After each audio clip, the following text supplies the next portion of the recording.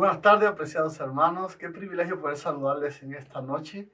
Vamos a continuar con el estudio de la Biblia y nos da mucho gusto que participes acá con nosotros. Antes de abrir la Biblia, vamos a tener unas palabras de oración. Bendito Señor, te damos gracias. Padre eterno, porque eres bueno, porque nos has cuidado, porque nos sostienes en medio de las pruebas. Permite que en esta noche seamos bendecidos por tu palabra. Permite que en esta noche mis hermanos, mi hermano, mi hermana, sientan que la paz de Cristo llega a sus corazones por medio de esta palabra.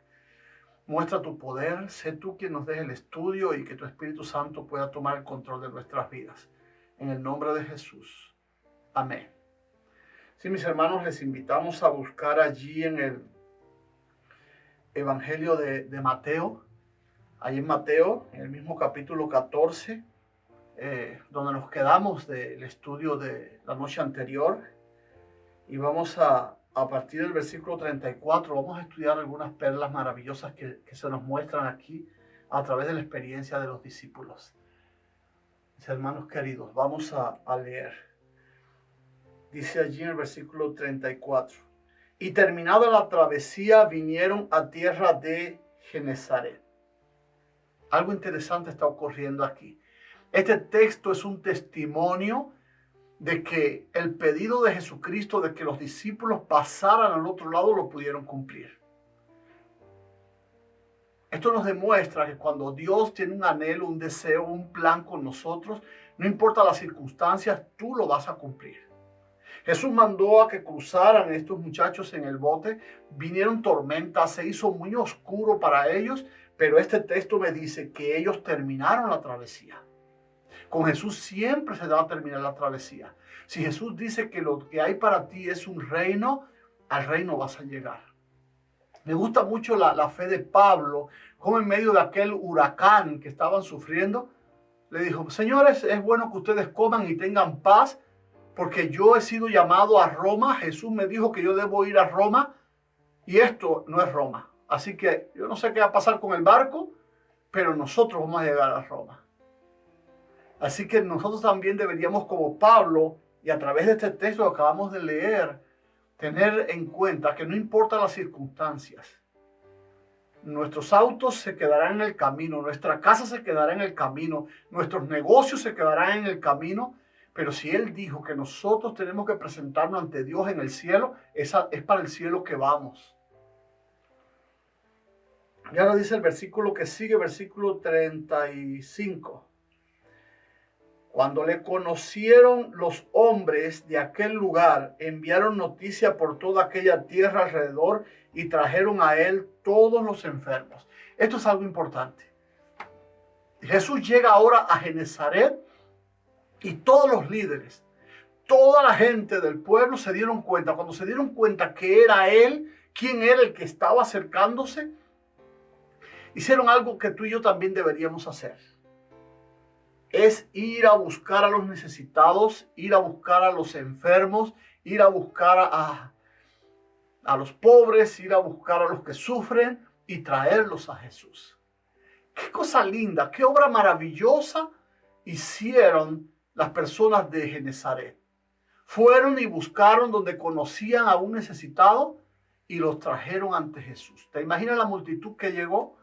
Mucha gente vino, ¿por qué? Porque los amigos fueron y los trajeron a Jesús.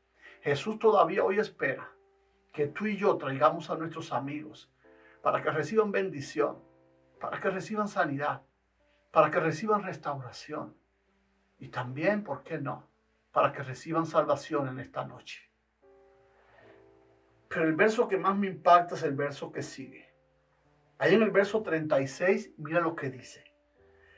Y les rogaban que les dejase tocar solamente el borde de su manto, y todos los que lo tocaron quedaron sanos. Ahora estas personas que se dieron cuenta que eran muchas, dijeron, Señor, mira, para que ni te esfuerces tanto, si solo nos permites dejar tocar el borde de tu manto, nosotros seremos sanados. ¿Sabe que esta historia ya me parece conocida? Claro, en esta que estamos leyendo y que estamos estudiando ahora mismo, Jesús es consciente de este toque. Pero ¿recuerdas de una vez en que se tocó a Jesús y él ni siquiera sabía quién le había tocado? ¿Alguien que ni le había pedido permiso para tocar el borde de su manto? Sí, yo estoy seguro que ya sabes de quién estoy hablando. Ahí en el Evangelio de Marcos capítulo 5 y a partir del versículo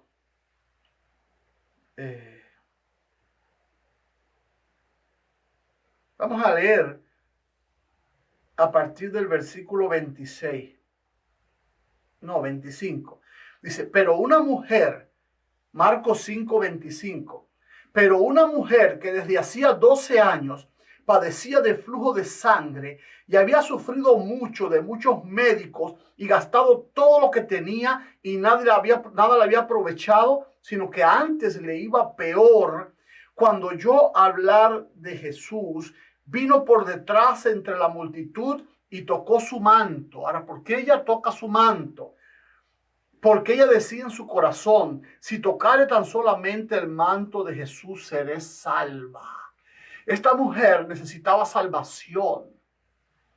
Y ahora esta mujer viene con la fe de que si toca el manto de Jesús, se va a salvar. Y no solo halló salvación, sino que también halló sanidad para su enfermedad. Esta mujer que por 12 años había gastado todo su dinero, todos sus esfuerzos, todo su tiempo buscando los mejores médicos, y dice que aún cuando quedó arruinada, aún le iba peor en su enfermedad, que sí que lo gastó todo por gusto, porque aún le iba peor. Ahora ella dice en su corazón, ¿qué tal si me acerco y toco? Ella no podía hacer mucho anuncio porque esta mujer estaba padeciendo su enfermedad, era una enfermedad terrible, era la enfermedad del flujo de la sangre. Esto hacía impura o inmunda a la mujer. Así que ella no debía acercarse a una multitud. Por eso ella calladito, sin avisarle a Jesús ni a nadie, se acerca con esa fe genuina y toca el borde. Y ahora con estos dos textos paralelos, comparando estas historias, nos damos cuenta que si tocamos con fe el manto de Jesús, conscientemente Jesús, conociendo de esto o sin conocerlo, en el manto de Jesús hay poder para que nosotros seamos sanados. ¿De qué estamos hablando acá? Vamos a leer un texto para comenzar a desgranar la importancia del manto de Jesús. En el capítulo 19 y en el versículo 23 dice, cuando los soldados hubieron crucificado a Jesús, tomaron sus vestidos e hicieron 4 partes, una para cada soldado. Tomaron también su túnica, es decir, su manto, la cual era sin costura, de un solo tejido de arriba a abajo. Entonces dijeron entre sí, no la partamos, sino echemos suerte sobre ella para ver de quién será. Y esto fue para que se cumpliese la escritura que dice, repartieron entre sí mis vestidos y mi ropa, y sobre mi ropa echaron suertes. Es decir, que ahora vienen los soldados y empiezan a quitarle la ropa a Jesús y empiezan a partirla y a repartirse aquellos trapos, aquellos pedazos. Pero cuando llegan al manto de Jesús, se dan cuenta que tenía una característica especial. Venía tejido desde arriba. Era algo importante. Este tejido no lo pudieron romper. ¿Saben por qué? Porque este manto simbolizaba la justicia de Cristo.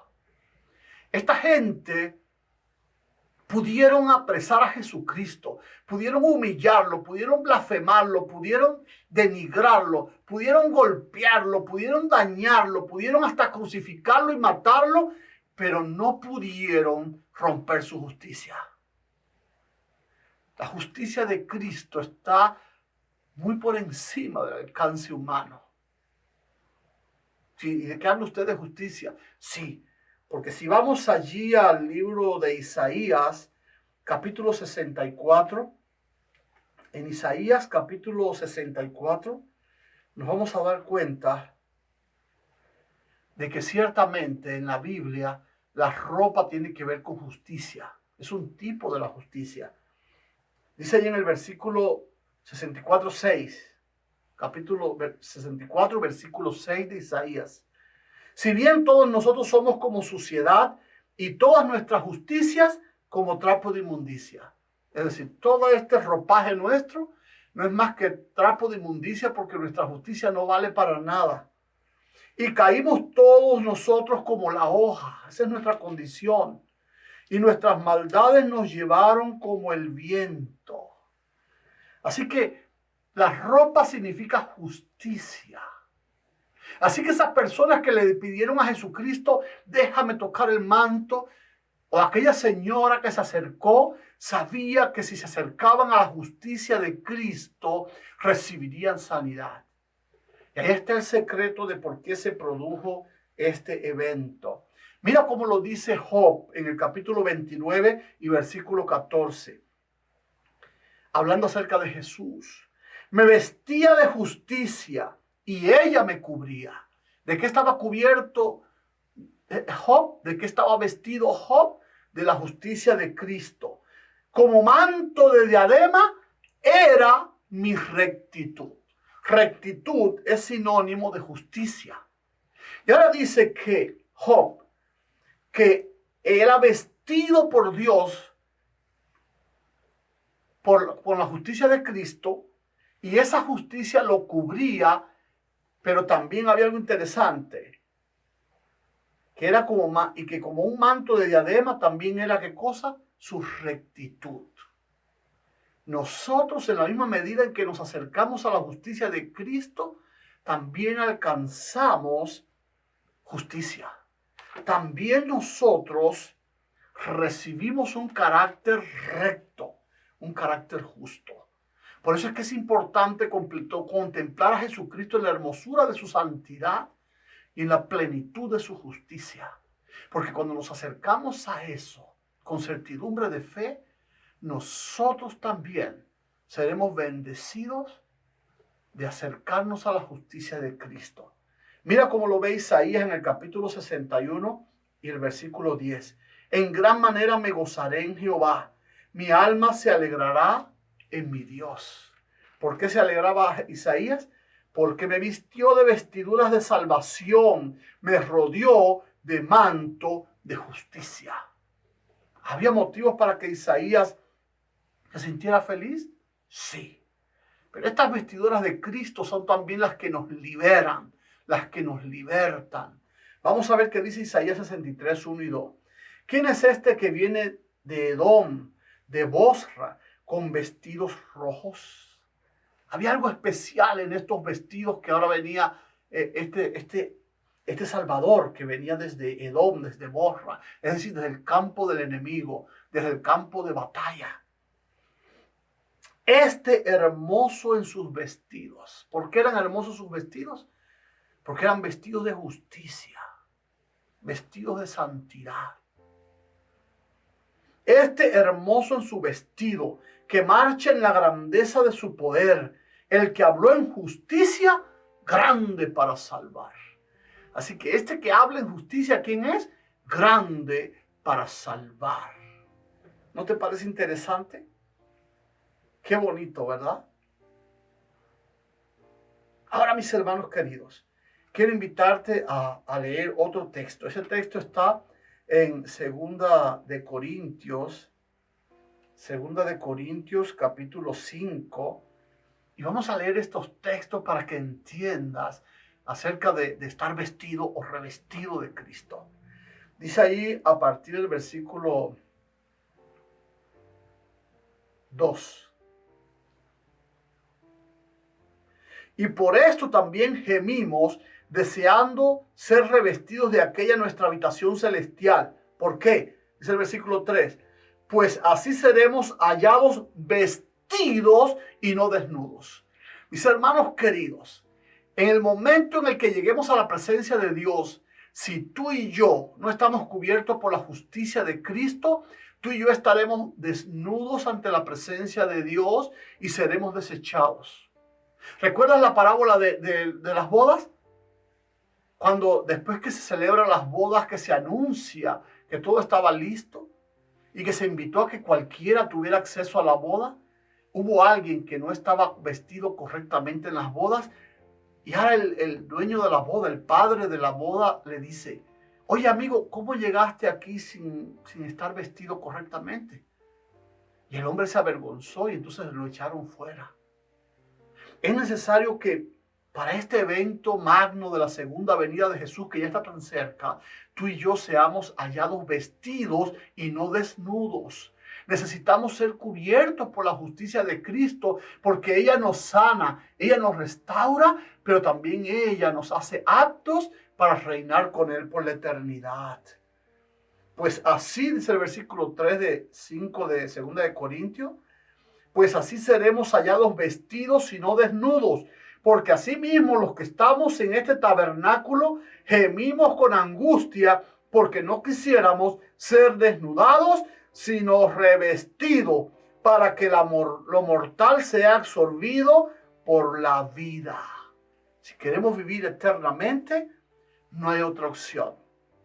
Y precisamente como al siervo pues de las bodas, dice la promesa maravillosa en el Apocalipsis capítulo 3 y versículo 5. El que venciere será vestido de vestiduras blancas, y no borraré su nombre del libro de la vida, y confesaré su nombre delante de mi Padre y delante de sus ángeles. Ahora ves cuán importante es la vestidura de Cristo, la vestidura de justicia.